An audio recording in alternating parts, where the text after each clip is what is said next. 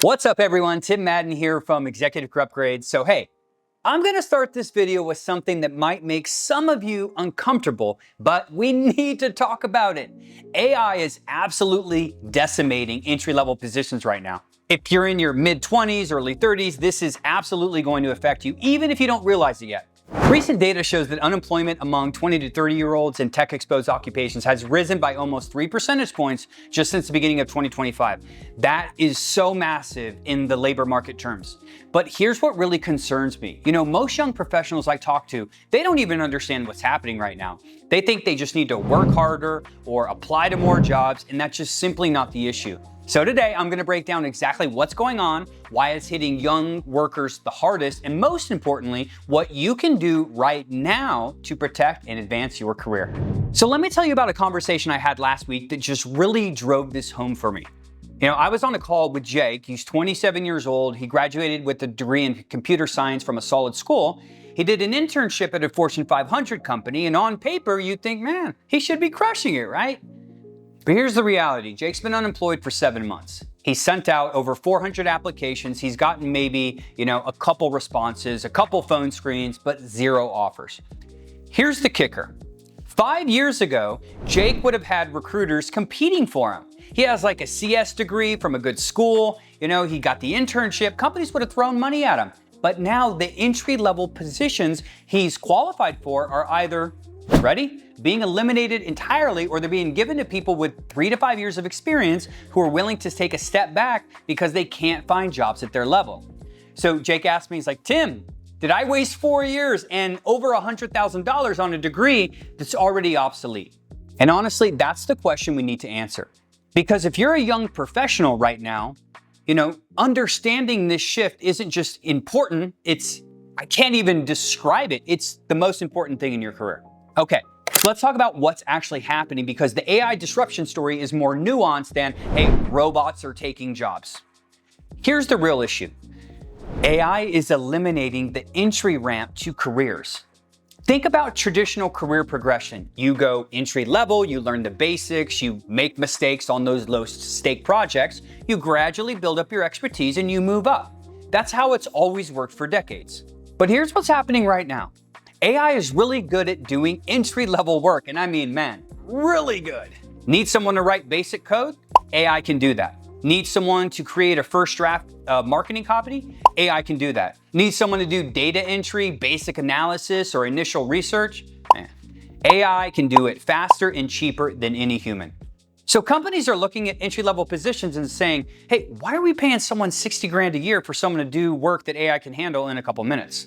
And here's where it gets really problematic. If young people can't get that entry-level experience, how do they develop the skills to become mid-level professionals? How do they learn the judgment, the context, the expertise that AI can't replicate? We're unfortunately creating a missing generation of professionals, and that's a huge problem, not just for young workers, but for everyone. Because here's the thing, in 5 to 10 years, we're gonna have a massive talent gap in mid-level roles. Now, let's talk about why this is hitting those mid-20 to 30-year-olds specifically harder than any other age group. So here's reason number 1. You're competing against experienced professionals taking step downs. Man, that's tough, right? The job market is tight across the board, so you've got people with 5, 10, 15 years of experience who are willing to take more junior roles just to get employed. And when an employer can hire someone with 7 years of experience for an entry-level role, why would they take a risk on someone with none? Now, reason number 2, you're expensive relative to AI. Now, this sounds harsh, but it's the reality. A company can pay $20 a month for an AI tool that can do all basic level entry work. And you, as a human, well, what do you need? You need a salary, you need benefits, you need office space, you need training, you need management. From a pure cost perspective, the math is working against you. And number 3, remote work eliminated your geographic advantage. Here's something interesting, right? When remote work exploded during COVID, it actually helped young professionals initially. You could work for a company in San Francisco from Nebraska. That was great, right? But now remote work is also your competition. Companies can hire from anywhere, which means you're competing with entry-level workers, not only in America, sometimes globally. And if someone in another country will do the same work for 60% of what you cost, that's a problem. Now, reason number 4, you don't have a pre-AI track record. If you're 45 years old, what do you got? You got 20 years of experience that proves you can think strategically and solve those complex problems and manage relationships. You built those skills before AI existed. But if you're 25 and you're trying to break in now, you don't have that proof. And employers are hesitant to invest in developing you when they're not sure, hey, what's the ROI gonna look like in an AI world? All right, so that's the bad news. But I'm not here to scare you. I'm here to give you a strategy because there are young professionals breaking through right now, and here's what they're doing differently.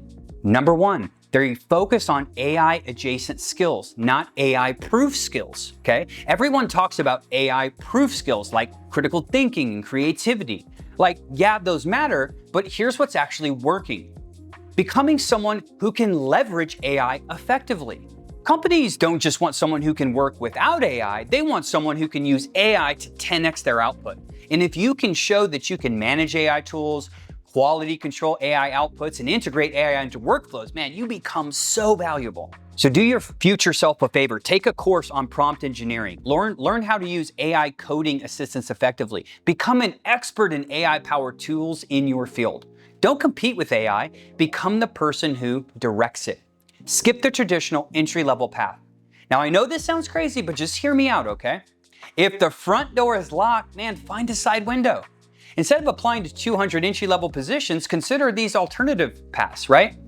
How can I do some contract work or freelancing that builds a portfolio of some results? Starting a side project or a business that demonstrates initiative and skills. Or joining a startup where you'll wear multiple hats and gain that experience a lot faster. Or getting certifications on OpenAI or credentials that prove capability without their traditional experience. Now, the goal is to build proof of capability outside the traditional entry-level grind. Strategy 3, network like your career depends on it, because it does.